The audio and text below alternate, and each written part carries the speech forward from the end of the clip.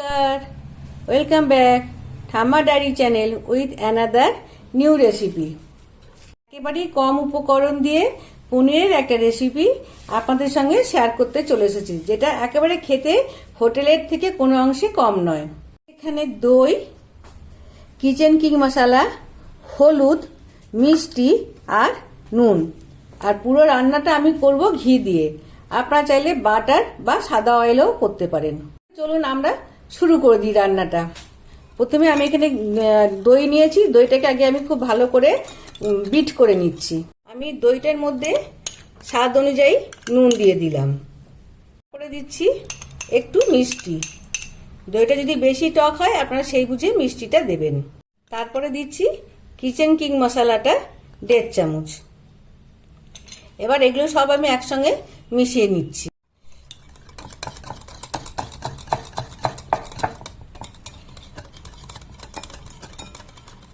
দিলাম কাশ্মীরি লঙ্কা। শেষে আমি দিয়ে দিচ্ছি পনির। পনির দিয়ে আমি দইটাকে খুব ভালো করে পনির মেখে নিব দইয়ের সঙ্গে। এবার পনিরটাকে দইয়ের সঙ্গে খুব ভালো করে মিশিয়ে নিচ্ছি, যাতে কিনা সব মশলাগুলো পনিরে খুব ভালো করে মিশে যায়। মশলাটা মাখানো হয়ে গেছে। এবার আমি এটাকে সাইডে সরিয়ে রাখছি। গরম হয়ে গেছে, আমি এবার ঘিটা পুরো কড়াইয়ে ছড়িয়ে দিচ্ছি। সুন্দর করে ঘিটাকে আমি ছড়িয়ে দেব। এবার আমি কড়াইয়ে ঘি দিলাম। ঘিটা আমি অল্প অল্প দেবো, আমি কিন্তু কোনোটাই বেশি দেবো না। আমি এখানে একটা লাল ক্যাপসিকাম, একটা সবুজ ক্যাপসিকাম আর একটা গোটা পেঁয়াজ নিয়েছি 200 গ্রাম পনিরের জন্য। এবার এটাকে একটুখানি নেড়ে নেব, জাস্ট কাঁচা ভাবটা চলে যাওয়ার জন্য। আপনারা যারা পেঁয়াজ খান না তারা পেঁয়াজটাকে বাদও দিতে পারেন। এবার আমি পনির আর ক্যাপসিকামগুলো নরম হয়ে যাওয়ার জন্য 1 চিমটি এর মধ্যে নুন দিয়ে দিলাম। ফ্লেমটা আমি আর একটুখানি কমিয়ে দিচ্ছি। পেঁয়াজগুলো মোটামুটি নরম হয়ে গেছে।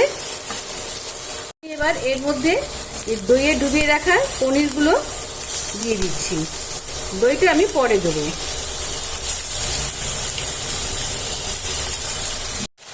দেখুন সমস্ত পনিরগুলো আমি দিয়ে দিয়েছি এর মধ্যে। এবার পনিরটা আমি একটু ঘিয়ের সঙ্গে আর এই পেঁয়াজ ক্যাপসিকামের সঙ্গে ভালো করে নেড়ে নিচ্ছি। কত সুন্দর জল বেরিয়ে গেছে পনির থেকে, এবং এই জলেতেই ক্যাপসিকাম পেঁয়াজ যেটুকুনি বাকি আছে সেটুকুও সেদ্ধ হয়ে যাবে। এবার আমি এর মধ্যে দইটাও দিয়ে দিলাম।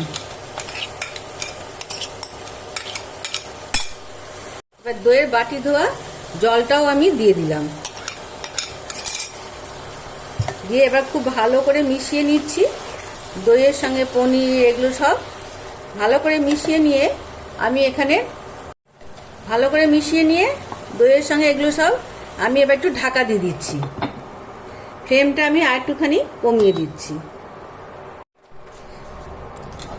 এই দেখুন জলটাও শুকিয়ে এসছে এবং ক্যাপসিকাম পনির সব একে অপরের সঙ্গে খুব সুন্দর করে দেখুন মিশে গেছে। আমি ওপর থেকে ছড়িয়ে দিলাম কিছুটা কাসুরি মেথি দিয়ে। এবার আমি ঢাকা দিয়ে দিচ্ছি।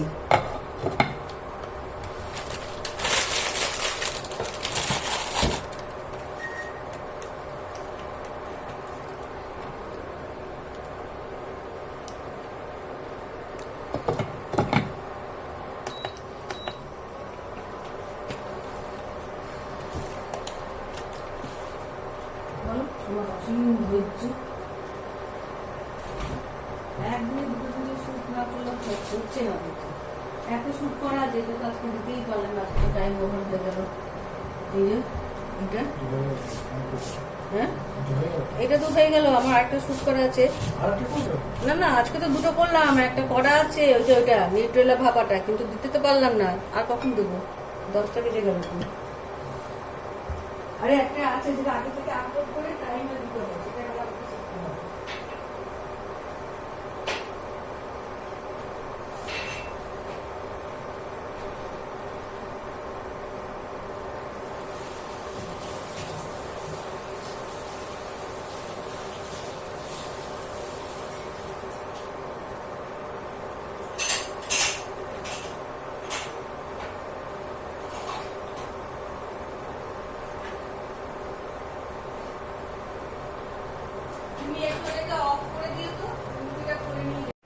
এটা আমার ঘি পনির আমি করেছি, কারণ যেহেতু আমি পুরো রান্নাটা আমি ঘি দিয়েই করেছি।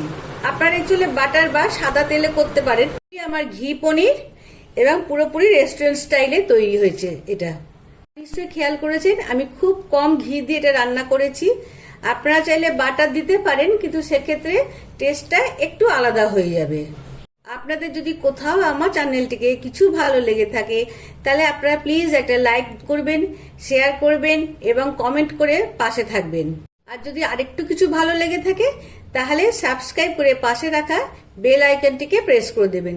তাহলে আমি যখনই কোনো কিছু নতুন রেসিপি আনবো, সবার আগে আপনার কাছে নোটিফিকেশনটি পৌঁছে যাবে।